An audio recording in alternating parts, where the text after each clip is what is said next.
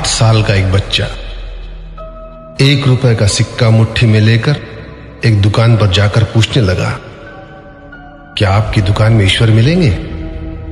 दुकानदार ने यह बात सुनकर सिक्का नीचे फेंक दिया और बच्चे को निकाल दिया।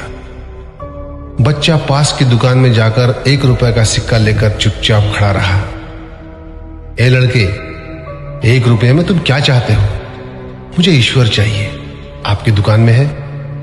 दूसरे दुकानदार ने भी भगा दिया, लेकिन उस अबोध बालक ने हार नहीं मानी। एक दुकान से दूसरी दुकान, दूसरी से तीसरी, ऐसा करते करते कुल 40 दुकानों के चक्कर काटने के बाद एक बूढ़े दुकानदार के पास पहुंचा। उस बूढ़े दुकानदार ने पूछा, तुम ईश्वर को क्यों खरीदना चाहते हो? क्या करोगे ईश्वर लेकर? पहली बार एक दुकानदार के मुंह से यह प्रश्न सुनकर बच्चे के चेहरे पर आशा की किरणें लहराई। लगता है इसी दुकान पर ही ईश्वर मिलेंगे। बच्चे ने बड़े उत्साह से उत्तर दिया, इस दुनिया में माँ के अलावा मेरा और कोई नहीं है। मेरी माँ दिन भर काम करके मेरे लिए खाना लाती है। मेरी माँ अब अस्पताल में है। अगर मेरी माँ मर गई तो मुझे कौन खिलाएगा? डॉक्टर ने कहा है कि अब सिर्फ ईश्वर ही तुम्हारी माँ को बचा सकते हैं। क्या आपकी दुकान में ईश्वर मिलेंगे? हाँ मिलेंगे। कितने पैसे हैं तुम्हारे पास? सिर्फ 1 रुपया। कोई दिक्कत नहीं है, 1 रुपए में ही ईश्वर मिल सकते हैं। दुकानदार ने बच्चे के हाथ से 1 रुपया लिया और उस 1 रुपए के अंदर 1 गिलास पानी के अलावा बेचने के लिए उसके पास कुछ भी नहीं था। इसलिए उस बच्चे को फिल्टर से 1 गिलास पानी भरकर दिया और कहा, यह पानी पिलाने से ही तुम्हारी माँ ठीक हो जाएगी।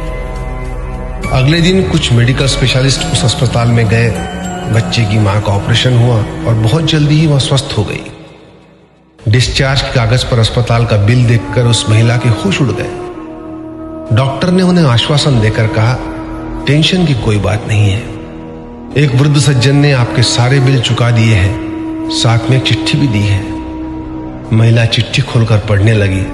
उसमें लिखा था, मुझे धन्यवाद देने की कोई आवश्यकता नहीं है। आपको तो स्वयं ईश्वर ने ही बचाया है। मैं तो सिर्फ एक जरिया हूं। यदि आप धन्यवाद देना ही चाहती है तो अपने अबोध बच्चे को दीजिए, जो सिर्फ 1 रुपए लेकर नासमझों की तरह ईश्वर को ढूंढने निकल पड़ा। उसके मन में यह दृढ़ विश्वास था कि एकमात्र ईश्वर ही आपको बचा सकते हैं। विश्वास इसी को कहते हैं। ईश्वर को ढूंढने के लिए करोड़ों रुपए दान करने की जरूरत नहीं होती। यदि मन में अटूट विश्वास हो तो वे 1 रुपए में भी मिल सकते हैं। आइए इस महामारी से बचने के लिए हम सभी मन से ईश्वर को ढूंढें, उनसे प्रार्थना करें। आपका दिन शुभ हो।